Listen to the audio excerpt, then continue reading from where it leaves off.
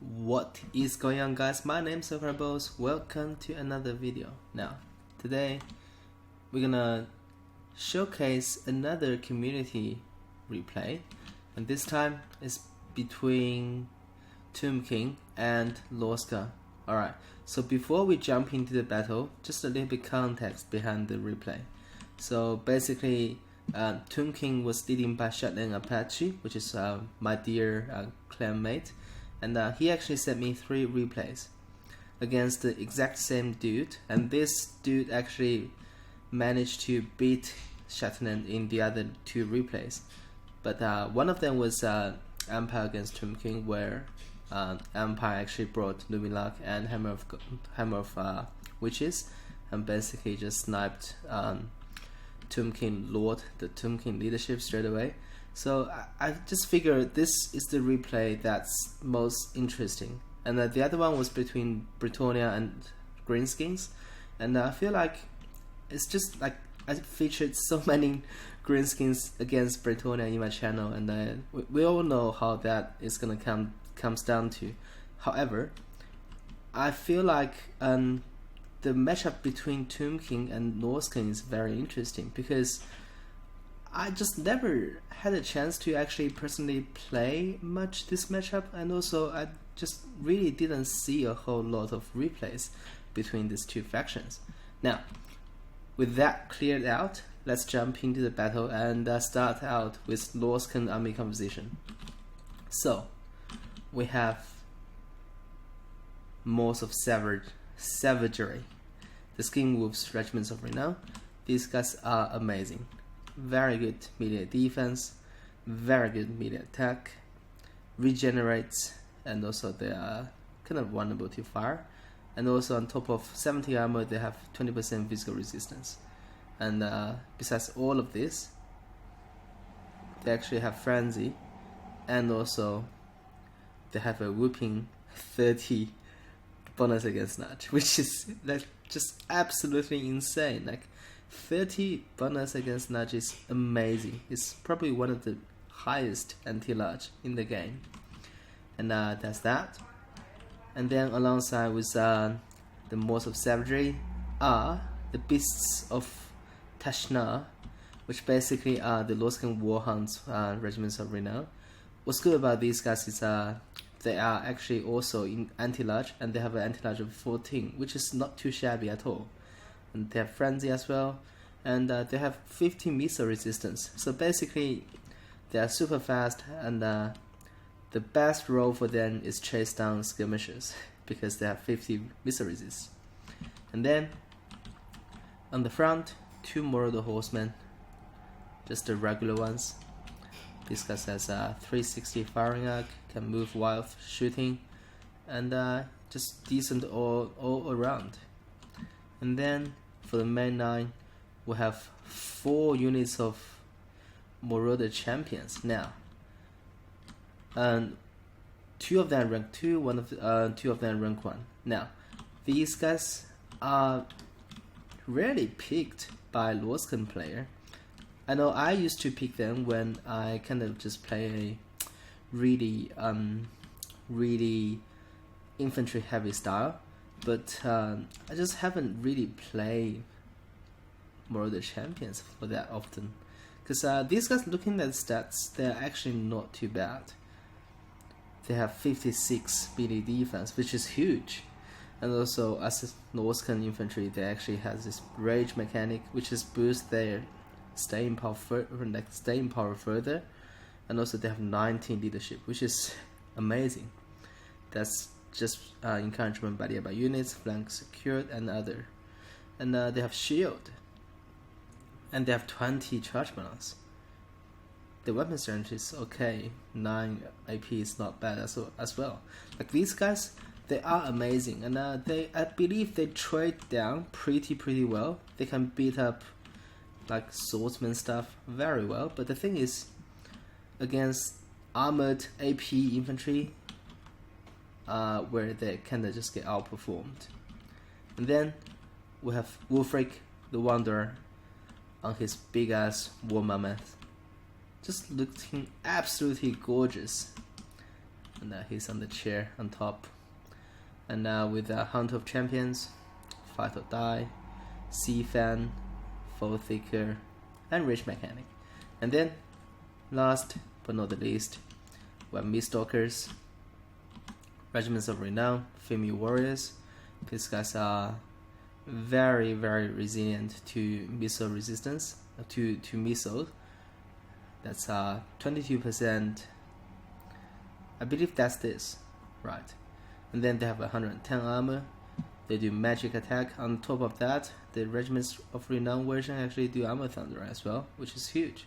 And also they have a 30 charge bonus, which is insane. And also 56 melee defense are not bad at all. They're amazing. This guy has stock, which means for a period of time while they are advancing, enemy range units wouldn't be able to just shoot them. They cause terror, they cause fear. They are amazing. Now, for the caster, we have a Shaman Sorcerer Fire on a horseback with scroll shielding, Burning Hat, which is like really good wind spell. Like I saw a lot of replays where people just bring this spell, and it's very efficient. And then Fireball, Kindle Flame, and that's it. That's for the Norsca army. Now let's jump into Tomb King lineup. All the way here we have Skeleton Spearsman. 1, 2, 3, 4, but the fourth one was the King Nekhash Scorpion Legion. Now these guys are the coolest skeleton infantry unit in my opinion. Look at the shield, it's just glorious. And then in the midst of skeleton spears, we have some skeleton warriors at rank 1. And here we have a Tomb Guard helps. Yeah, those are Tomb Guard halberds, which are the bread and butter for Tomb King in my opinion. Looking at the stats, they are not amazing, but they have a lot of bonus against large, and they do AP damage. And they have a lot of melee defense. They have silver shield. They have a ton of health. Which means they can actually take a beating. And as Tomb King infantry, they actually regenerates 3 times, which is quite good because that helps a lot. And then we have 1 unit of Shapi and another one, so there's 2 units of Shapti. These are just normal ones. And then we have 2 necro attacks. And let's see this item on necro attacks. So I believe both of them, one of them with the buff, which is plus 5% AP, plus 5 melee attack, and also the heal. And the other one only has heal. Oh, and also this, the Vambrace of Song, which is like a debuff, basically makes everybody just weak to fire even more, and also minus 9 melee attack, which is huge.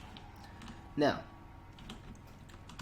for the leadership here, we have none other than Seltra, right? Yeah, Seltra the Imperishable on his big ass kitty. So we have a mammoth on the other side, and then we have this big kitty, Seltra, on the other side, on this side, with the incarnation of Desiccation, which is mandatory, and incarnation of Protection, incarnation of Curse Blade, Unyielding Will, and the Restless Dead. Amazing stuff. Now, don't forget, on the battlefield there are also 2 Tomb Scorpions. These guys are super good. Don't get fooled by the anti-infantry. They have anti-infantry of 15, but the thing, what makes them really good is that they actually has a lot of AP damage, and also they have 35 melee attack, which is very good for like a special units like this. Because normally, let's take a Pharaoh Skeleton, for example. It's also a anti-infantry monster, but they only have like 20-ish melee attack, but 35 is definitely really good, which makes them also very good against large units and even cavalry. And also in the far front we have 2 skeleton horse archers, actually 3 of them. These guys also has 360 firing arc, and also they can fire while shooting, which is they can fire while moving, which makes them really good and versatile as well. Now that's it for the army composition, and let's jump straight into the battle. Right from the get-go, both generals actually pushing in with the skirmishing department, and these Marauder horsemen actually take a lot of arrow shots, which is definitely not the ideal situation. And then the Warhounds are pushing in as well, trying to close the gap onto those skeletons, and also the entire Norscan army is on the move. And here, skeleton archers actually fire a shot into those bits of Tashna, which is not an ideal target. Now, they really need to focus on killing these Marauder horsemen, which is exactly what they did. And here, Norscan army is a little bit hesitating. I think Norscan army is trying to just shift a little bit to the left and then just pushing. There you go. Champions about to just rush in, and the Marauder horsemen got outranged by skeleton archers by quite a bit. That's why they really kind of suffered. Most of savagery actually about to come in as well. So that's the familiar warriors, the mist stalkers. They're about to push in as well. And there's a, I believe that's a deep. Oh yes, that's the Necrotech debuff. Wolfrek is actually not really in a good situation here, but luckily there were no great bows. And here, let's take this shot here. A fireball directly onto one of the Necrotechs, but actually got through it, which means the Necrotech is actually not taking a whole lot of damage. And then the King Nectaris Scorpion Legion actually currently just fighting Wolfrek, the big mammoth. And yeah, let's see how this is gonna play out. So basically, more of the champions are pushing, 2 of them, same as Wolfrek. Wolfrek actually got countercharged by those Shaktis. But I don't think this block can provide any threat to Wolfrek. Most of Savagery about to push in as well. And there's gonna be a big incarnation of Dissipation casted here, which basically lower all the melee stats of all the Norscan troops here. And just pay attention here. I believe most of Savagery actually missed the charge here, because they were just being ordered to go here. Instead, you actually need to charge onto your stuff. You need a little bit distance to get the charge bonus. And all the way on this flank, Cetra is actually coming in onto those Marauder champions and just butchering them. Which is actually, the Mistalkers are actually pushing onto Cetra, which Cetra is not gonna do pretty well. Then he's actually pulling back. And here, there's a big blob fighting here. And I'm surprised that Wolfrek actually took a lot of damage from the combination of the Skeleton Spears and the Ushapti. Like that's a lot of damage being done already on Wolfrek. I'm really surprised. I believe, where are the Scorpions? The Scorpions are still here. You see, the Scorpions are still just sitting here, not even pushing in. And Wolfrek is gonna struggle. I'm really surprised by that. And here, these Marauder champions gonna basically die because of Tomb Guards in combination with Shapti, just gonna make a short work of them. And here, Cetra, actually there's a Spearman here, maybe the Tomb King player can get a flanking maneuver going, and also Cetra needs to push in and then just basically get those charge bonus and cycle charge a little bit. But overall it's looking pretty good for Tomb Kings. Right now, Tomb King player actually made a big decision by pulling those tuned helpers to engage Wolfric here. Meanwhile, just keep the Shepti engaged with some of the champions. Here is the main story. The Wolfric is just not really having a good time fighting 2 necro attacks, 2 scorpions, and alongside with the skeleton spears. And most of savagery already got routed. Like, I just totally didn't see that coming. There was one single spell of Incarnation of Dissipation, and it just basically lowered the stats, and that's just enough time for Tombkins to dish out the damage they needed. Now Wolfric is going for the Cetra, and Tombkin is kinda just overwhelmed Norsca at the moment. And we have an epic showdown here between the Big Kitty and the Mammoth, and alongside with 2 scorpions. 2 scorpions and the Big Kitty is just fighting that Mammoth. It's just really glorious actually. There's the handful of champions casted onto Cetra. Cetra is just not really give a damn. And now Mammoth actually turning his back. Oh, he actually got pulled out a little bit, which is wise, because there's no way you're gonna win against Cetra alongside with 2 scorpions. I believe that Mammoth actually got routed. Nope, it's still online. It's still just tossing the skeletons aside.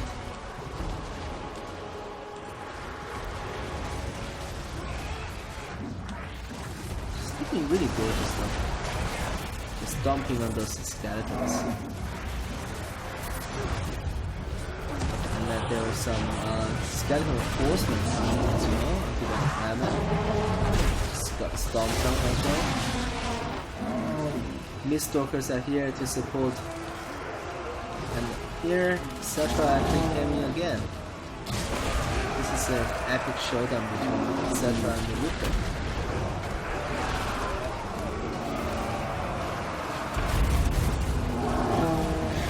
And both of them actually turning sideways.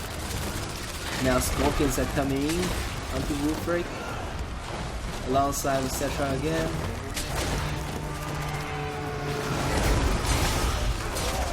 Just looking so gorgeous. And on the bottom here you can see some Marauder champions are still just fighting valiantly, even though they're just getting pounded down by the Big Kitty and Shaktis and also 2 scorpions. But yeah, Wilson actually managed to stay alive here and is fighting back a little bit, which is nice. Here all these Marauder champions are still just fighting.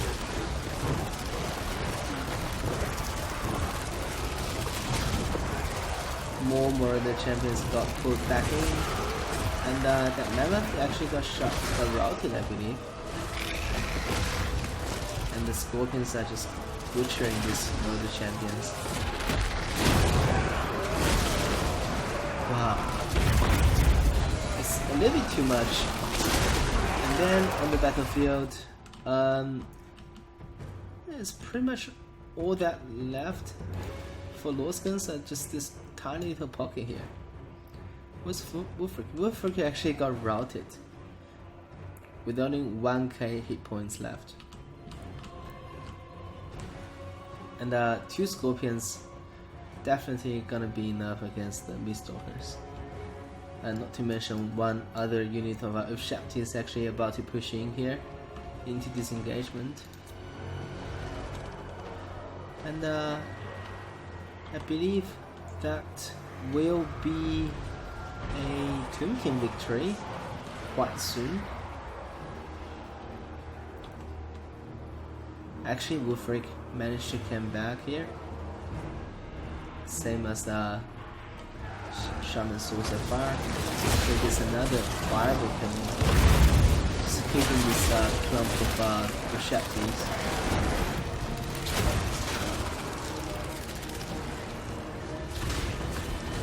And now Wolfric is completely out. And the Mist-Stalkers are still just fighting. Like, these guys are so good. They are fighting like Tomb Hell. The Tomb guys with halberds are basically one of the best units you can get to fight Mist-Stalkers actually.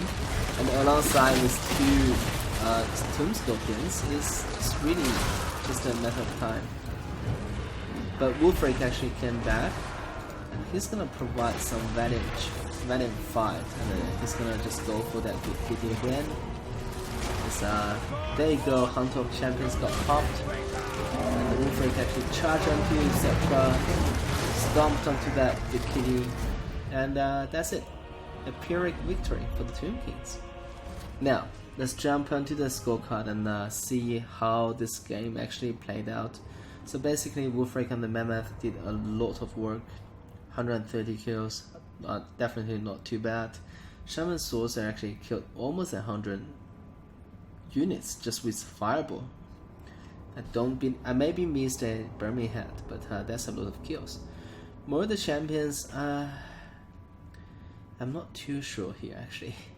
I think for the price they didn't perform that well, because they actually got overwhelmed by skeletons, but look at the kills, they actually did okay. These guys, the Beast of Tashna actually did nothing. Most of Savagery actually didn't perform at all against the initial pocket there. Like, I'm really surprised. Mist-Stalker is always gonna perform. Yeah, I think for this army, Norsca actually just brought a little bit too little troops. Maybe more troops, maybe more chaff in it, just like Marauder Spears, and just generic Marauders maybe would do much better. Because definitely I feel like Norsca need more mass to clear out those skeletons and then deal with the Tomb Scorpions in the end. And OTO, I think Tomb King player actually did really well. He actually stayed cool and played this game very patiently, and he's not really rushing into anything, and just basically looking at what opponent did and then just basically counterplay their move. And yeah, I really enjoyed casting this game, and I think this matchup is definitely very, very interesting. And let me know what you guys think about this matchup in the